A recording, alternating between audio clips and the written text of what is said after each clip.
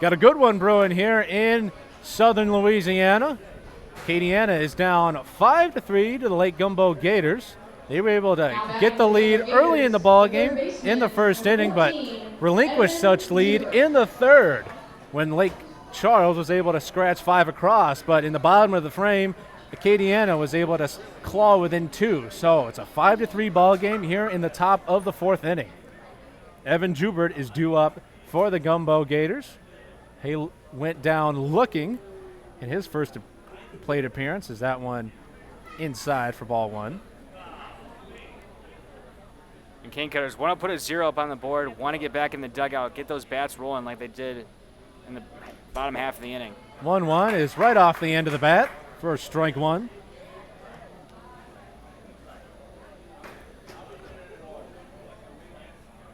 Joubert plays his collegiate ball at LSUE, Louisiana State University. You've seen that one check swing. They appeal that he went around, so it's now a 1-2 count. Very good defender, very smooth. We saw him make the final play of the bottom of the third inning. He's down 1-2 here to Jose Nunez, who's back on for another inning of work. Came in for the starter, Gavin LeBlanc. This is 1-2 pitch is fouled away. And Nunez got away with the pitch there. He had a hanging breaking ball there for Evan Joubert, and luckily he only fouled it off. Joubert got his first action of the year last night, batting in the 7th spot as he is here tonight. He was 1 for 4 with 2 ground outs and a strikeout.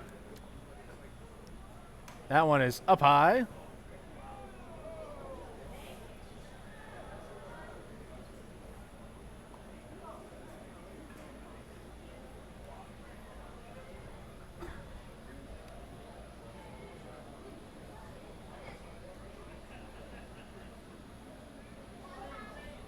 Nunez comes back for the 2-2 pitch. Kicks in, fires. This one is flied out to deep left field. Middlestad's got a beat on it, and he will not be able to make the catch. That one bounces off the wall. It gets away from Middlestad. Joubert's on his way to third. The throw comes in. He's safe at third base. And it's a leadoff triple for Evan Joubert.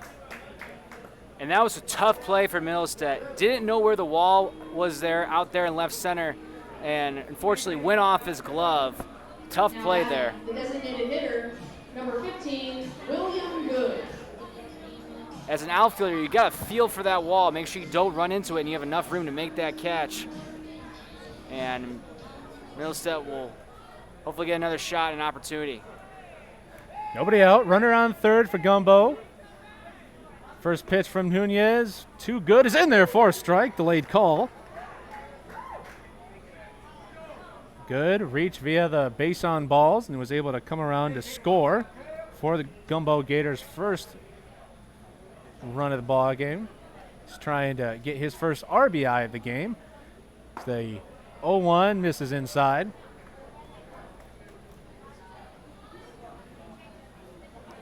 And through Nunez here, you need a strikeout.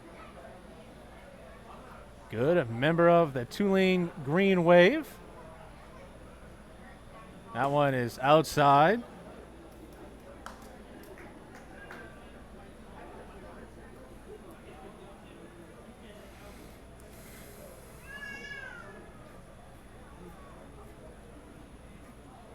So good now with a big spot here, trying to claim back the momentum. 2-1, up high. So ahead in the count now, 3-1. Would really like to get good here if you're Nunez. Then you get to face the 9-hitter Fontenot, and if you're able to get him out, you turn the lineup over with just 2 outs. So Nunez, we get time at the plate called by William Good.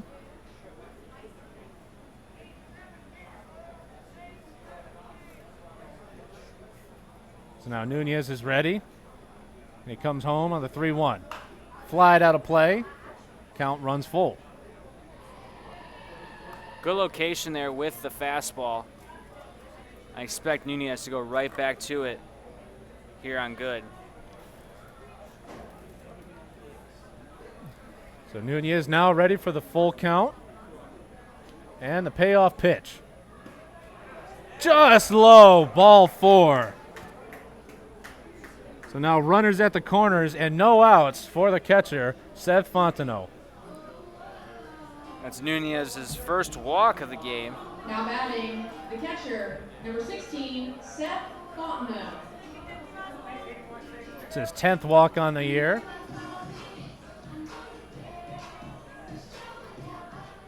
So Nunez in a big jam here. Infield plays in, at least the corners do. Schneider anticipating a bunt. One is not attempted. So that pitch runs outside. 1-0 to Fontenot.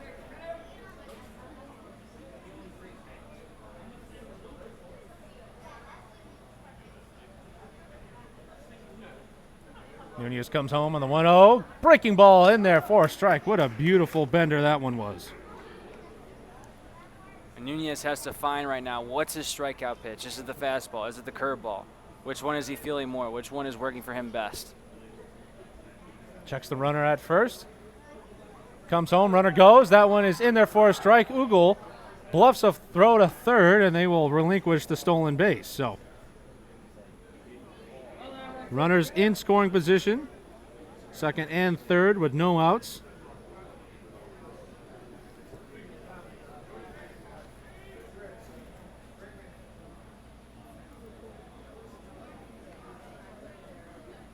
Fontenot hitting .091 heading into today's action. Breaking ball is high. 14 at-bats coming into today, just one hit.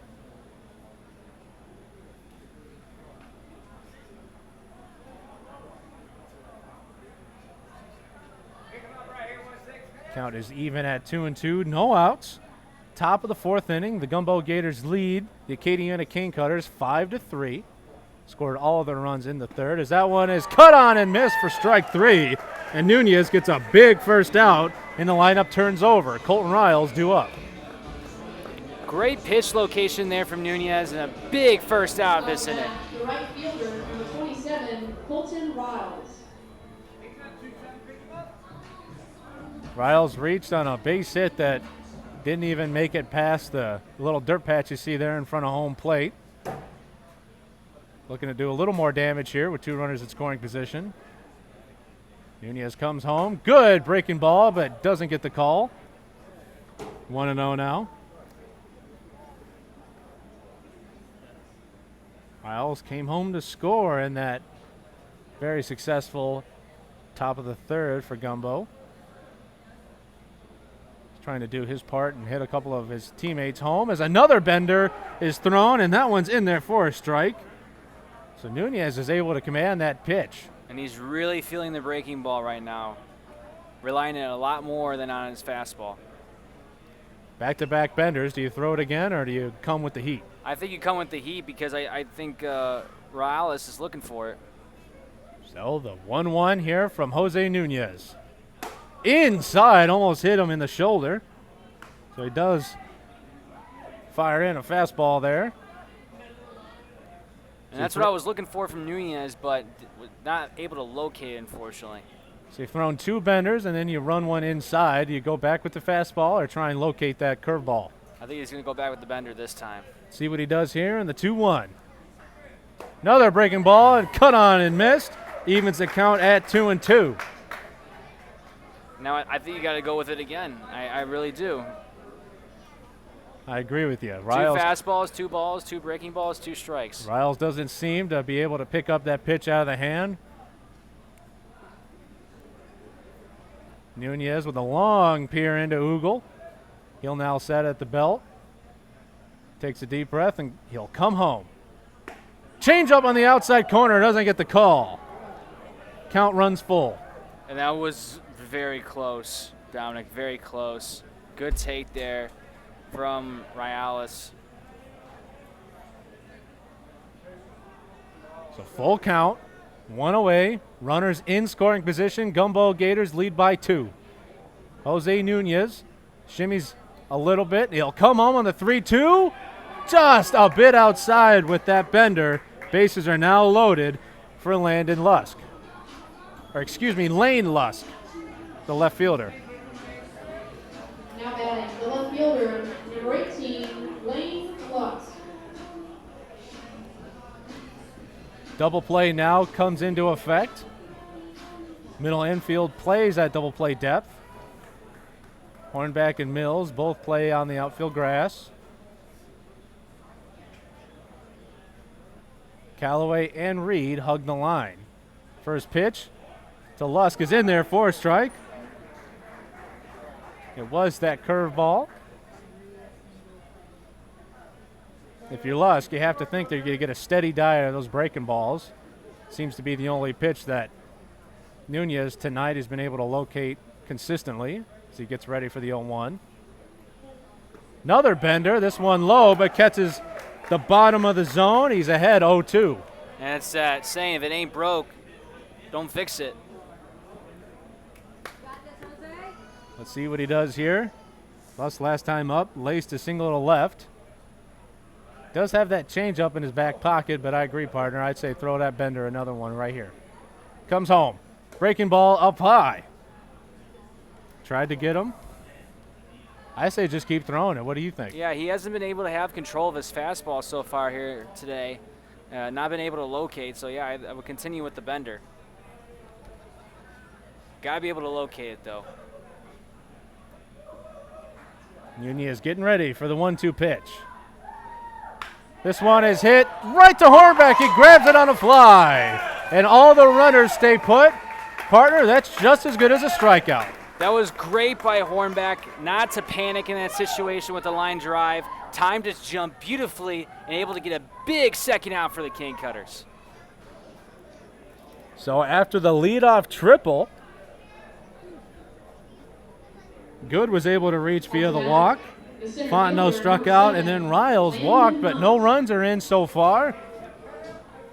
Landon Hunt will now step in. He shot one the other way for a base hit, an RBI base hit, trying to do the same here, but Nunez trying to stop this Gumbeaux Gator rally. Little shimmy on the mound, comes home. Change up away, they'll peel down to first, said he didn't go. I really like Nunez's changeup. He hasn't thrown a lot, but he gets good downward fade on it. If he can locate it, I think he get a lot of swing and misses from these Gator batters. I think these hitters are anticipating that that curveball. He's really throwing the kitchen sink at him here as he throws another bender, this time for a strike.